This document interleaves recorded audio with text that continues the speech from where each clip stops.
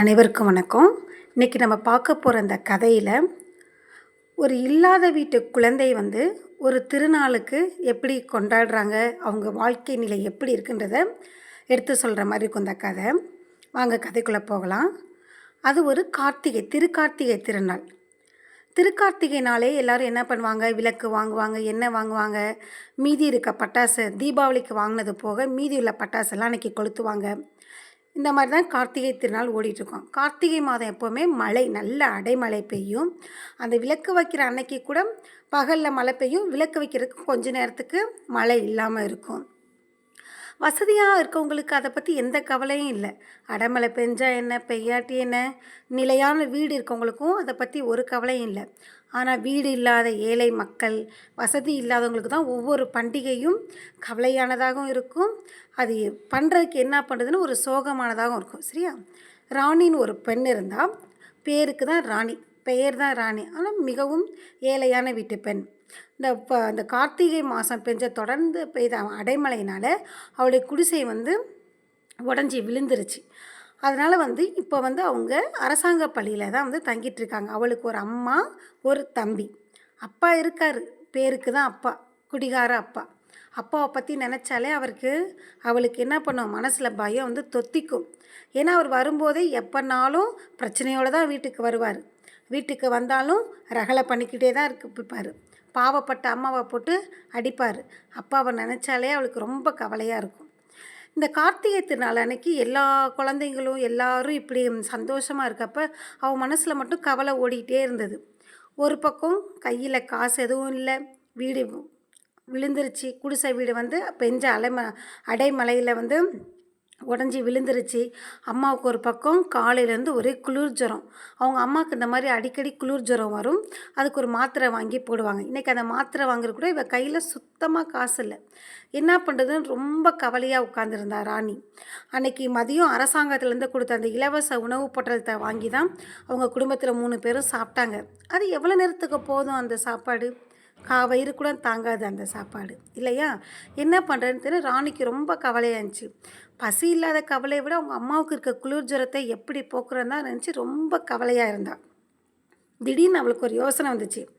பட்டாசு கடைக்காரர் பங்காரு அண்ணன்ட்ட போய் நம்ம ஏதாவது கேட்போமா? அவர்கிட்ட ஏதாவது மத்தாப்பு வாங்கி விற்றோம்னா ஏதாவது காசு கொடுப்பாரு. அந்த காசை வச்சு முதல்ல அம்மாவுக்கு என்ன பண்ணணும், முதல்ல அம்மாவுக்கு மாத்திரை வாங்கி அம்மாவை முதல்ல சரி பண்ணணும்.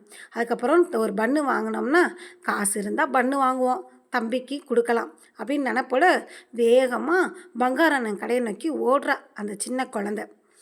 ஓடி போயிட்டு, அண்ணே எனக்கு எப்படியாவது ஒரு 2-3 மத்தாப்பு பாக்கெட் தாங்கண்ணே, இன்றைக்கி எல்லோரும் மத்தாப்பு கொளுத்துவாங்கல்ல, நான் ஏதாவது விற்று தரேன்னு, எனக்கு கொஞ்சம் காசு கொடுங்கண்ணே, அம்மாவுக்கு உடம்பு சரியில்லைண்ணே அப்படின்னு சொல்லி கெஞ்சி கேட்குற அந்த ராணி. உடனே அவர் பங்காரண்ணனை உடனே கொடுத்துருவாரா என்ன? ஏய், நானே இன்றைக்கி இங்கே வேலையாக இருக்குது, இப்போ தான் வியாபாரம் போயிட்டுருக்கு, இப்போ கேட்குறியே, அதெல்லாம் தர முடியாது போ. அண்ணே தயவு செஞ்சு தாங்கண்ணே, அம்மாவுக்கு மாத்திரை வாங்கணுண்ணே.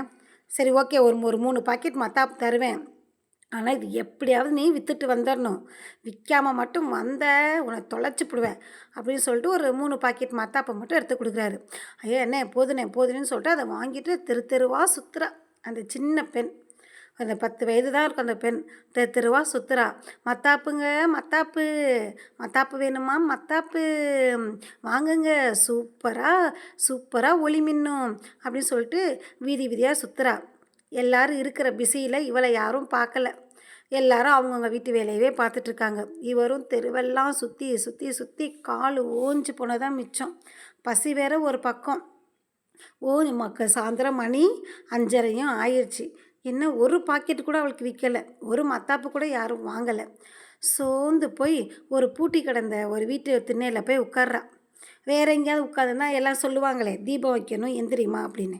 அதனால் ஒரு பூட்டி கிடந்த வீட்டுக்கு முன்னாடி போய் திண்ணையில் சோகமாக உட்கார்றா. அவன் நினப்பு, அவன் மனசு எல்லாமே அவங்க அம்மாவை நினச்சி தான் இருக்குது. என்ன பண்ணுறதுன்னு தெரியலையேன்னு ரொம்ப கவலையோடு உட்காந்துருக்கா. அப்போ திடீர்னு அந்த வீட்டுக்கு முன்னாடி பார்த்தா ஒரு கார் நிற்கிது. அந்த கார்லேருந்து பார்த்தா ஒரு குடும்பமாக இறங்குறாங்க. அம்மா, அப்பா, 2 குழந்தைங்க அழகாக சூப்பராக ட்ரெஸ் பண்ணிட்டு இறங்குறாங்க. அவங்கள பார்த்தோன்னே இவ உடனே டக்குன்னு எந்திரிச்சு ஓரமாக நின்றுக்கிறா.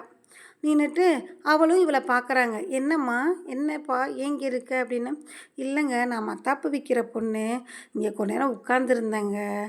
இது உங்க வீடாங்க?" சரின்னு சொல்லிட்டு ஓரமா எந்திச்சு நின்னுக்கிறா. ஆனா அந்த வீட்டோட பெண்மணி வந்து இவள பார்க்குறா. அவளோட ஒளி இழந்த கண்களையும், அவளுடைய வாடின முகத்தையும் பார்க்குறா. "என்னப்பா நீ மத்தாப்பு விற்கிறியா? சரி குடு. 2 பாக்கெட் மத்தாப்பு குடுன்னு" சொல்லிட்டு அவள்ட்டருந்து மத்தாப்பு வாங்கிக்கிறா. ராணிக்கு அவ்வளோ சந்தோஷம். அப்பா! இந்த கார்த்திகை தீபம், அந்த தீபத்தோட ஒளியில இருக்க அந்த பிரகாசத்த விட, அந்த ராணியோட முகத்தில அவ்வளோ பிரகாசம் தெரியுது. ராணியோட மனசுக்கு அந்த அம்மா தான் தெய்வமா தெரியிறாங்க. ஒளி விளக்கா தெரியிறாங்க. உடனே அவங்கள்ட்ட 2 பாக்கெட்ட வித்துட்டு, அந்த காச வாங்கிட்டு ஓடுறா. பங்காரு அண்ணன் கடைக்கு என்ன பண்றா? ஓடுறா. மணி ஆயிடுச்சே. மணி நேரம் 6 மணிக்கு மேல தாண்டிருச்சு. ஓடி போய் அவர்ட்ட குடுத்துட்டு, "அண்ணனே 2 பாக்கெட் தானே விற்க முடிஞ்சிச்சு. கோச்சிக்காதண்ணே. எனக்கு காசு குடுண்ணே. எனக்கு எங்க அம்மாவ போய் முதல்ல மாத்திரை வாங்கணும்னு" சொல்றா. பெண் குழந்தை மனசு தவிக்குது. உடனே என்ன பண்ணுறாரு அவரும், அவளுக்கு சேர வேண்டிய காசை குடுத்தோன்னே, அந்த காசை எடுத்துக்கிட்டு ஓடி போய் அம்மாவுக்கு மாத்திரை வாங்கிட்டு, மீதி இந்த காசில் பன்னு வாங்கிட்டு 2 பன்னு வாங்கிட்டு வீட்டுக்கு ஓடுறா. ஓடி போய் அவங்க அம்மாட்ட மாத்திரையை குடுத்து, தம்பிக்கு பன்னை குடுத்துட்டு, சாப்பிட்டுட்டு வந்து வெளியே உட்காந்து பார்க்குறா.